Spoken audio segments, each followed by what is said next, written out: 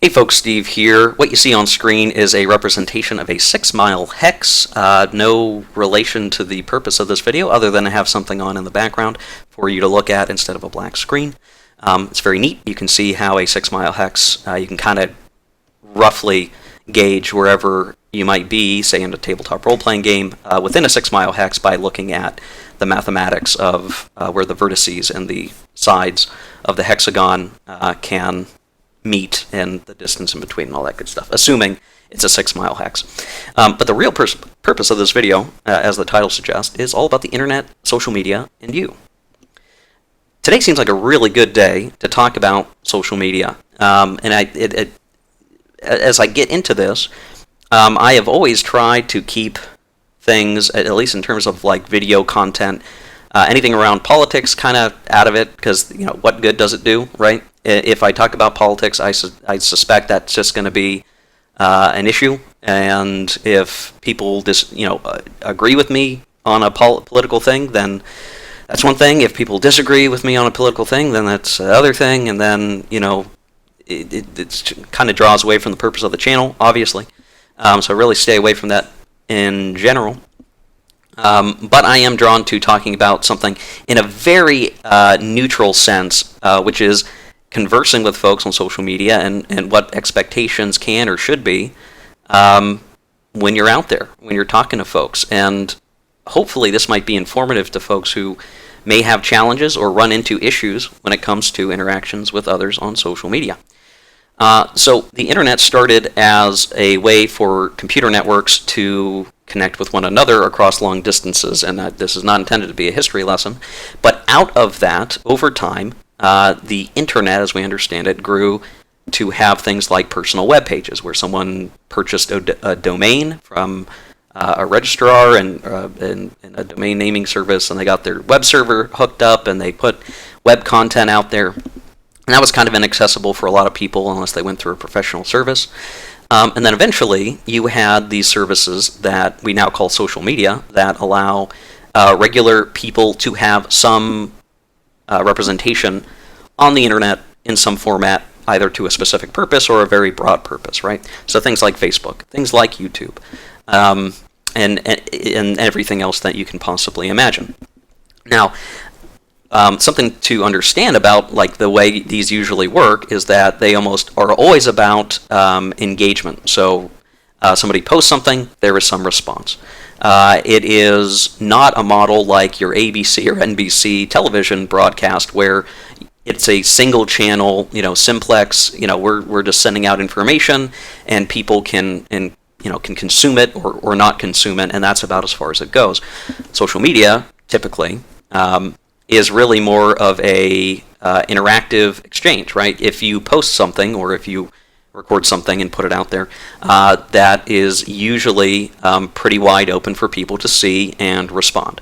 Now, as social media has evolved, there have been different ways for that to kind of be restricted. So blocking users on comments or creating sub-communities within social media.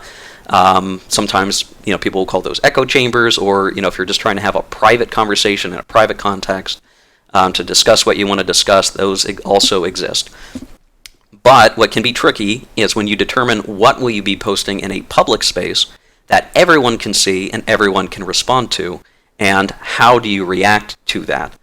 So by way of example, let's use a benign but factual point of contention. At the controversial statement, I think burritos are superior to tacos. Now, I'm saying this on a YouTube video that will be available to the broad public. So if anyone cares to know, what does Steve prefer, burritos or tacos, you know that I prefer burritos. There's a great many reasons for that. I will not detail all of those in this video. But if I post that out on the internet, anybody can say, no, Steve, you're wrong. Tacos are superior, X, Y, Z. Now, me saying I like burritos more than tacos, or I think they're better, or whatever, is something that I'm okay having out there. Like, if somebody wants to engage with me on the topic of burritos versus tacos, then we can have a conversation about it. That's okay. Now, if I'm in some conversation around different types of food, and I say, oh, well, those taco toddlers over there eating their tacos, that's maybe something different, right? That's a little more, mean-spirited, and okay, someone might call me out on that. Now, if I'm posting a video or I'm putting something out on a live stream or whatever is being discussed, I should be aware of what will be said and whether or not people will have an issue with that. And if I'm upset that someone has a response to that or a negative response to that, obviously, in what can happen many times is a very strong emotional reaction, right? That's what ends up happening, right, when we start picking at each other or calling each other out for some bad behavior or something said or, whatever, right? If you are insulting or, saying something insultory, you might get something like that in return, right? That's what can happen. If you can't deal with that, right? If you are unable to get that criticism because you've said something, maybe ill-advised or whatever, if you can't handle people responding or talking, then you should be more careful with what you're actually saying or posting. Now, there's a point of saying, maybe what is said is being said in a lighthearted manner. So if someone calls you out on it, you can say, hey, I'm just joking around, buddy. I don't really mean that. You can just ignore it and not respond to it. Or you can engage heavily, maybe double down on what was said, and then whatever spectacle might appear might get even bigger. And that can be something that ends up being dwelled upon, and people get really sour and grumpy about it, right? That can happen. And really, we're all human beings. That not a strange sort of thing to occur, right? So in terms of recommendation, right, if you're out there, you're thinking, hey, I want to record a video, I want to do a live stream, I want to do X, Y, Z. If you can't stand the heat of people responding to you, then certainly stay out of the kitchen. And that's not picking at somebody to say, hey, you're ill-equipped to deal with these things. Just, hey, you know what? Yeah.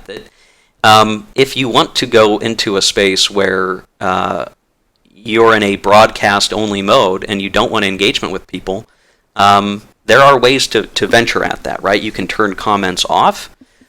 You can retreat into smaller knit communities for sure. That's definitely an option. But whatever you choose to put on social media from a regular basis or what have you, you should understand, generally, right? And I'd say this as a you to anyone watching this video, that really means you either need to stand by what you're posting or you're willing to engage with people, right? There's no such thing as a drive-by comment.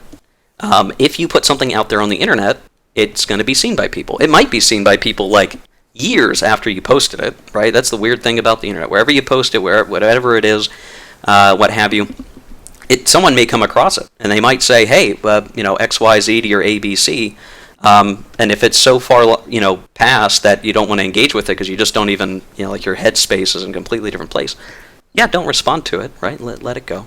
That's fine. There's a lot of different ways to approach it. But it is a total misunderstanding of what social media is meant to do if you say, no, I just want to say what I want, post what I want, and I don't want anyone to respond to it in a negative way, or I don't want to hear anyone else's opinions.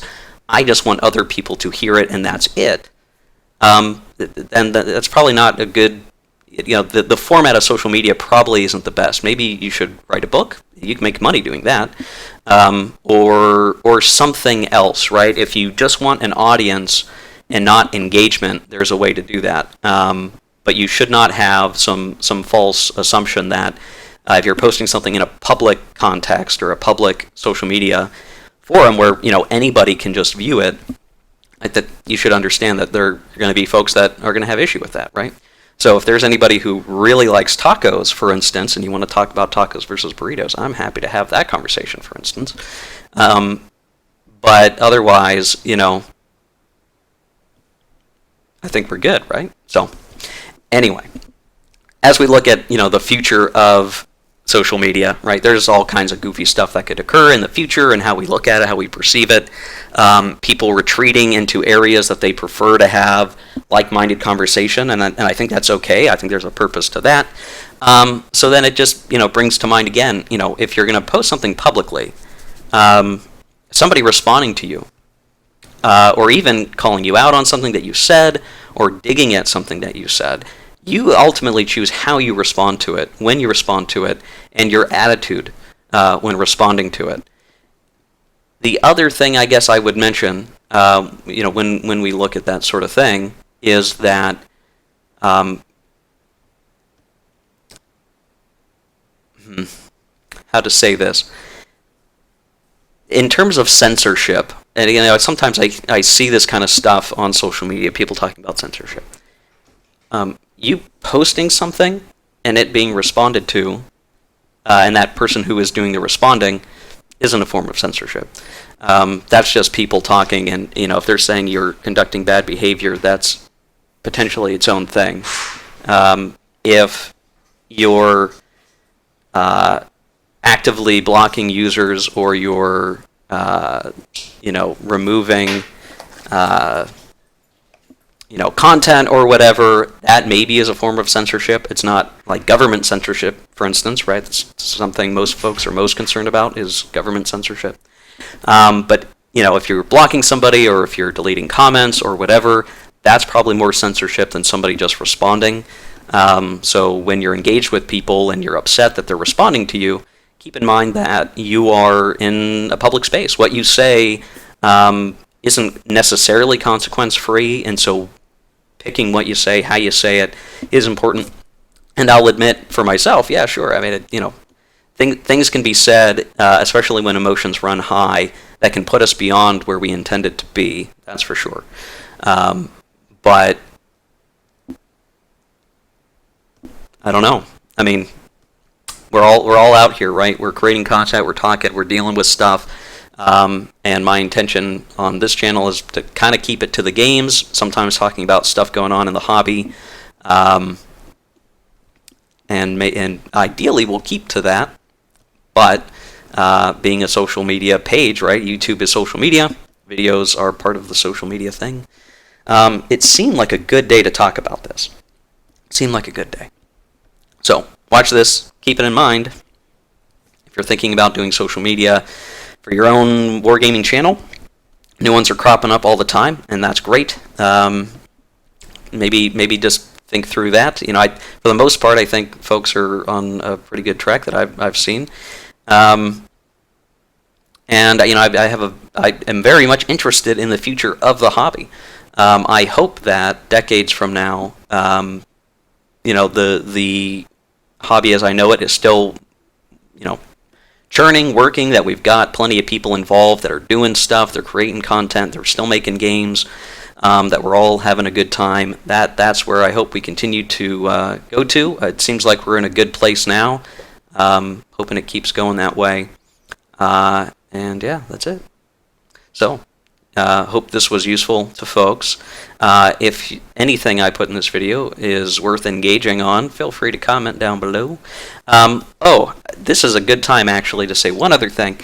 I have noticed on my videos and a few other folks' videos that there are comments that are being left by what I think may be bot accounts, and they are putting hyperlinks in the comments. Those are almost assuredly malicious links that probably link to malware. When I see them, I delete them almost immediately. As soon as I get the little alert, so there's a comment. If I see them, I will delete them. They're usually from, it's just a named person usually, and it is structured like, it looks like they're trying to link a timestamp. I'm pretty certain that those links are not going to go to a YouTube timestamp link like you would see sometimes in YouTube comments. I believe those are probably being linked to malicious websites. So please do not click those. If you see them, I think you can report them. I will delete them as soon as I can see them. But if one of those gets posted and I'm away from my computer or my phone or whatever, and I don't get a chance, I will not be able, it may be sitting there for a while. It looks like YouTube may be auto-deleting them some of the time. I can't tell. And there's a whole bunch of other potential reasons why those comments are being posted. That would be kind of an exhausting conversation to have about cyber threat stuff. But yeah, avoid those links. Avoid any links that are posted in the comment section in general, I guess. I don't know if there's anything more that I can do. about that. I'll just delete them as I see them. So in terms of, YouTube comment censorship, there's one that I'll do. I will delete those malicious links for you guys. Use the internet with caution. Keep your browsers updated. Keep your computer software updated and all that good stuff, right? Anyway. All right, guys. Have a good one, and we'll see you soon for some game review videos.